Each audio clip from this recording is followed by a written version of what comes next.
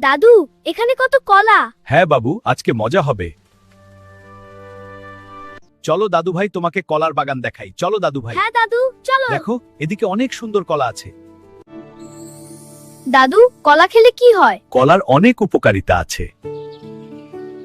তাৎক্ষণিক শক্তি বৃদ্ধি করে, হজম শক্তি বৃদ্ধি, হাড়িক প্রশান্তি ও রক্তশোথা দূর করে। বন্ধুরা, তোমরা কিন্তু প্রতিদিন কলা খাবে, তাহলে শরীর ভালো থাকবে।